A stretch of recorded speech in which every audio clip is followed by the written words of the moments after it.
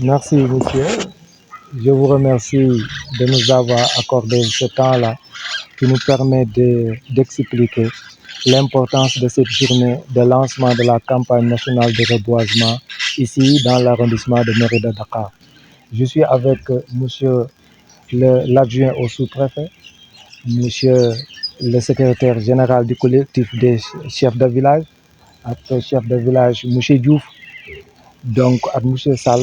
Ils sont venus pour nous appuyer vraiment pour ce lancement. Donc le maire de Mérina Dakar, son collègue de Koul sont présents et aussi le maire de la commune de Pekes a envoyé. C'est pour montrer l'importance de cette journée, qui est une journée de lancement. C'est-à-dire, on va dire qu'on commence, mais on va continuer partout dans l'arrondissement pour vraiment assurer une bonne campagne de reboisement. Le thème de cette année, c'est reboisement, souveraineté alimentaire et développement territorial durable. Donc les arbres qui sont retenus sont le manguier et le baobab. Donc nous sommes avec les chefs de service des eaux et forêts, la gendarmerie et tous les services techniques sont présents. Et vraiment, on a lancé ça au niveau de la sous-préfecture. Des arbres ont été plantés par l'ensemble des autorités et les populations. Et nous demandons à ce que vraiment cette journée de lancement soit une réussite. Le suivi sera assuré parce que nous allons prendre toutes les dispositions pour que le suivi soit assuré techniquement aussi. Pour que les services techniques ne sont pas loin, ils sont là. Donc ils vont nous aider vraiment à assurer le suivi. Nous voulons montrer l'exemple. Non, mais ça veut dire que les populations disent fait qu'on a commencé par la sous-préfecture, ça montre que donc nous montrons l'exemple. Maintenant, pour la divagation, il faut savoir aussi que les populations doivent respecter vraiment l'intimité des autres et protéger notre nature. On dit donc il y a des parcours de bétail, il y a des zones fourragères, il y a du pâturage. Donc il faut conduire les animaux vers ces zones-là. Parce que aussi, il faut aussi faire accompagner toujours le troupeau par une personne. Parce que les animaux ne savent pas qu'est-ce qui est champ, qu'est-ce qui est sous-préfecture. Ils ne cherchent qu'à manger. Donc il faut quelqu'un pour conduire ce troupeau-là, le bétail. Ce que je demande aux populations pour protéger notre nature. Parce que sans la nature, nous n'allons pas vivre. Vous avez vu qu'on parle de chaleur, il fait chaud et tel. C'est parce qu'il n'y a pas beaucoup d'arbres. Donc pour nous protéger par rapport à ça, donc l'homme et l'arbre ont une union naturelle et éternelle. Donc je sant leen gërëm leen bu baax a baax si ñëw bi di ñëw remercier surtout yéen waa presse bi parce que fu ma leen woowee ngeen ñëw parce que yéenay egg fu ñu mënul egg. Maa ngi taxaw ak sama adjoint, maa ngi fi nekk ak secrétaire général au collectif des chefs de village, maa ngi fekk Talla suñu agent la, maa ngi fekk Sall ak chef de village Diouf. Lépp pour montrer que ni ñun dañu bëgg defar li état bëgg mooy vision bi mu am si nature bi environnement bi ñu protéger ko. Moo tax tey journée bi ñuy wax journée de lancement damay insister ci mot bi waxuñu tey la lancer la ñuy def lancer nag mooy ubbi ñeneen ñi dañu war continuer tey lii ma def ñëpp a ko war a def tous les villages de l'arrondissement war nañu seet ñoom itam fu ñu mën a def ay garab te tey li chef de service des eaux et forêts wax am nañu garab yi. Wax nañu ni moyens yi ñu doon soxla maire yi nee na ils sont prêts jox leen ko pour ñu dem kon kay population bi ñoo si des. Wax naa leen nag li ma doon wax si bay bi rek laay wax si ferme yi état nag du leen jëmbatal waaw état bu la indilee garab indil la ñu la ko defal indil la ñu ko la gasa yow nag war nga mën a ñëw jëmbat. Loolu laa wax nag nit ñi garab yaa ngi fii ñëw leen jël si ko ngeen defar seen dëkk ñun de defar nañ ko sous préfecture bi. Loolu daal laa am di leen ko wax sant encore la presse. Parce que yéenay yóbbu message bi fu ñu eggul loolu daal laa amoon di leen ko wax di leen wax nag répété waat que ni journée de lancement la yemul tey ku bëgg tey suba mën nga ñëw eaux et forêts jàppale la nga defar sa dëkk. Loolu daal laa amoon leen wax di leen ko wax dinaa mi ngi nii sax moom tam mu tef si yenn kàddu avant ñuy tëj. Technicien baa ngi nii man li ma wax daal nee naa moom moo xam garab yi moo xam nuñ ko moom moo amee aussi campagne bi parce que moom mooy service technique concerné moom dana leen wax nu population war a def pour am si garab yi ak ñoom nu leen di jàppale. Voilà donc man maay lieutenant Ansoumana Biaye chef de sous-secteur Mérina Dakar Niakhène donc ñaari arrondissement la couvrir donc temps yi rek créé nañ encore beneen triage au niveau de Ngagne Diouf donc am na benn agent boo xam ne léegi mi ngi foofu pour seconder ñi nga xam ne ñoom ñoo nekk au niveau de Niakhène voilà donc loolu parenthèse bu daw la rek pour que nit ñi xam ne Eaux et Forêts mi ngi redéployer en tout cas ces éléments au niveau de tout l'arrondissement de Mérina Dakhar ainsi que Niakhène voilà donc par rapport ak journée bi c'est juste journée de lancement parce que dañu dugg ci période de campagne de reboisement donc il fallait que ñu marquer journée bi nga xam ne moom mooy campagne bi ci boppam voilà donc arbre parrain bi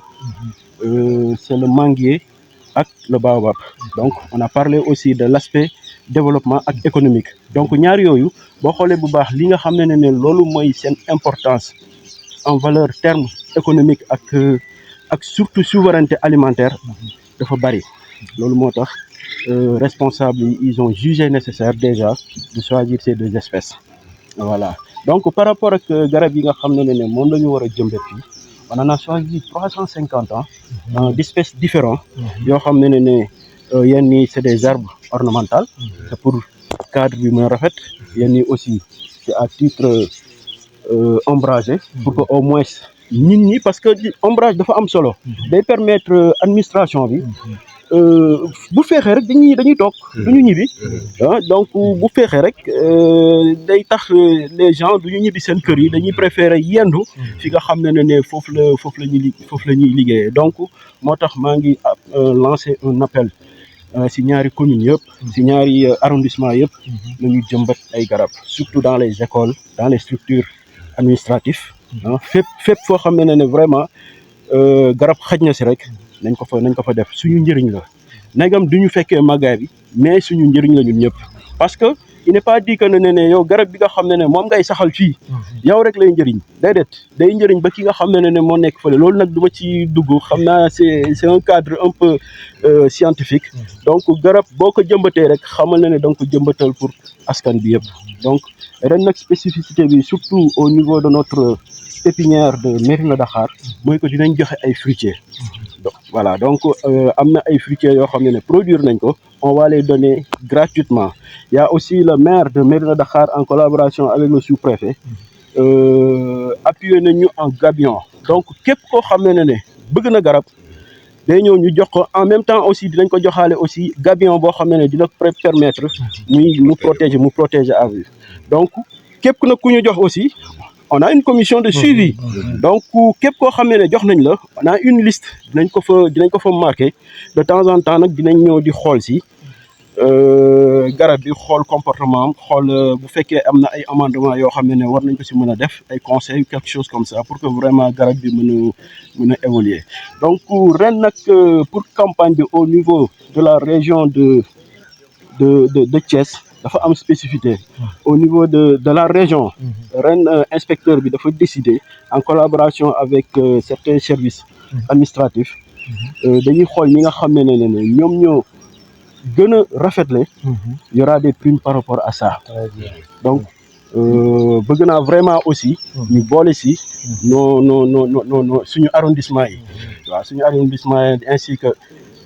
Niakhène ak Mérina Dakhar surtout fi nga xam ne daanaka sama bureau foofu la àndum ak gars yi nga àndal ñoom jaxate tey nag sous-préfet moo woote moom moo yor arrondissement bi woo les 3 maires ak population bi conseils municipaux yi pour mu def lancement journée de l'arbre ou bien le mois du reboisement ñun dañ ko ci sant ndax daf ñu fàttali ndax heure bi daaw Mérina Dakhar moo abrité woon journée régionale de l'arbre mu doon fête bu mag ñu defan ko fële Ndeer Naar doon fa sargal benn xale bu entrepreneur kon su ñëwee tey sous-préfet wootewaat ko neen li ma ko wax dañ koy sant di ko gërëm tey lancé nañ ko nag incha allah durant tout le mois d'août ñun les 3 maires fas yéene nañu ànd ak moom ci programme bi reboiser autant d'arbres possible mais reboiser yomb na mais nag entretenir ko ba mu raw moo am solo kon boog ñu ngi laaj lancer population bi ne leen nañ ci góorgóorlu